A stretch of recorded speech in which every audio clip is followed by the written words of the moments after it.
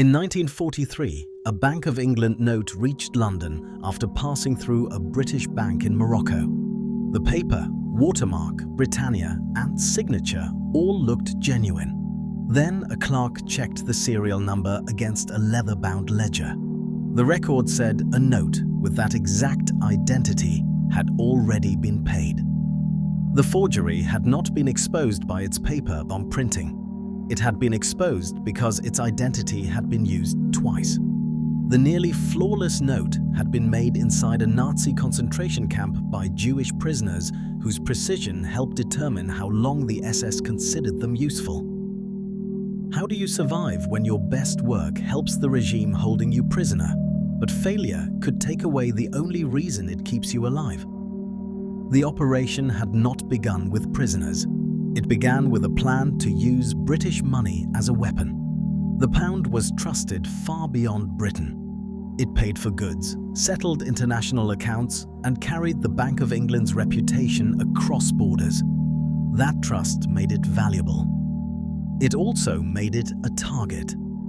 Under Operation Andreas, German specialists tried to copy British banknotes in enormous quantities.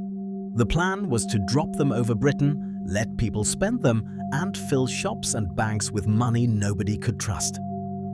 The specialists studied the paper, watermark, engraving, and numbering system. Trial notes became convincing enough to pass inspection at Swiss banks. But the mass airdrop never happened. Operation Andreas stopped in early 1942. The printing plates and the specialists' knowledge remained. Later that year, SS officer Bernhard Krüger revived the project under a new name, Operation Bernhard. This time, the purpose was more practical. The notes did not need to destroy the pound. They only needed to pass long enough to pay spies, buy gold, and purchase supplies where German currency was less useful. Eliezer Basner, codenamed Cicero, photographed secret documents inside the British embassy in Ankara and sold them to German intelligence. He was paid large sums in pounds, much of it counterfeit. Fake British money could buy real secrets. But producing forged currency on that scale required more than machinery and paper. It required skilled hands the SS could control. One of them was Adolf Berger, a trained printer and typesetter from Slovakia. He had worked with an underground group producing false baptismal certificates that identified Jews as Christians and could help protect them from deportation. In August 1942, Berger and his wife Gisela were arrested in Bratislava. Both were deported to Auschwitz.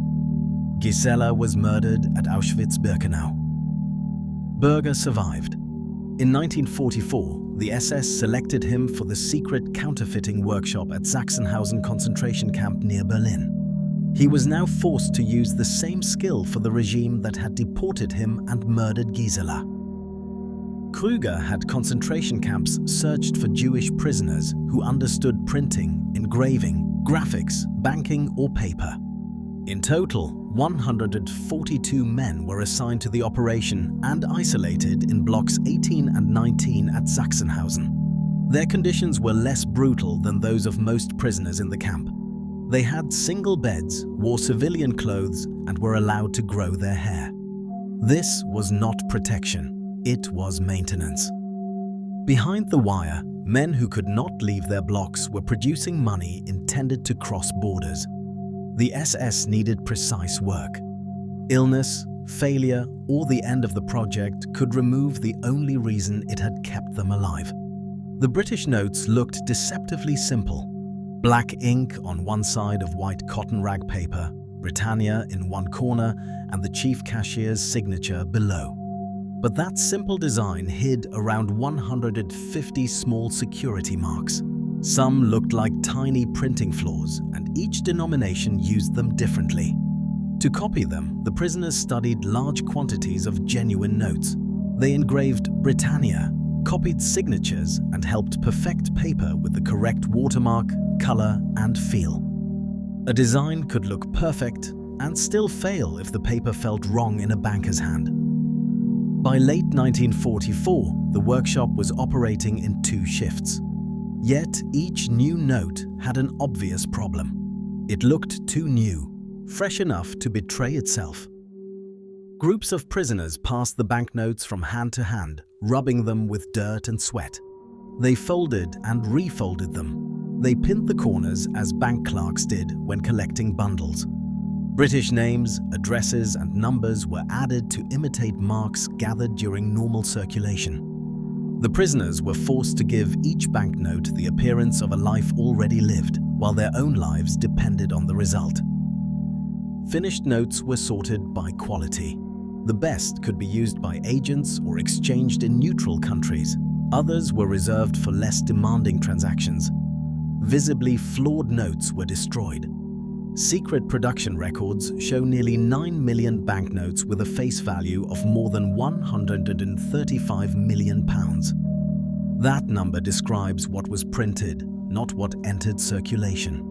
Large quantities remained in storage, were rejected or destroyed, but enough escaped to pay agents, purchase supplies, and force the Bank of England to respond. In May 1944, the SS expanded the operation. The new target was the American dollar. The dollar was harder. Its paper contained fine-colored fibers, while its printing left a raised texture that was difficult to reproduce. The prisoners had to solve the design, the paper, and a new numbering system. Some survivors later said that prisoners deliberately slowed the dollar work. It was not a coordinated plan shared by everyone. The technical problems were real, and prisoners made different choices. But every delay bought time.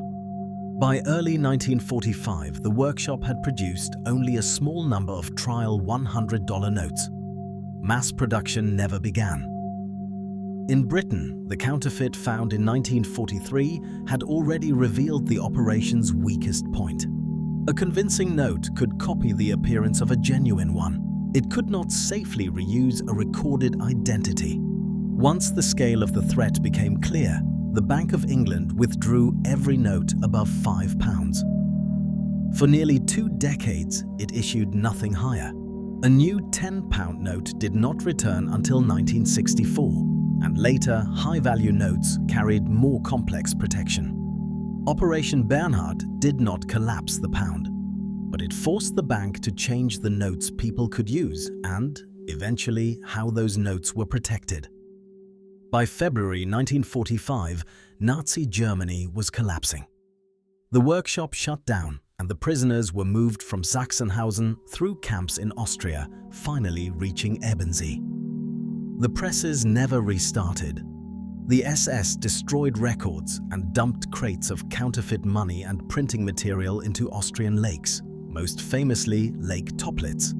Post-war accounts describe orders or plans to kill the prisoners before the secret operation could be exposed. But the collapsing transport system separated the men into groups, and the killing was not carried out. On the 6th May 1945, American troops liberated Ebensee.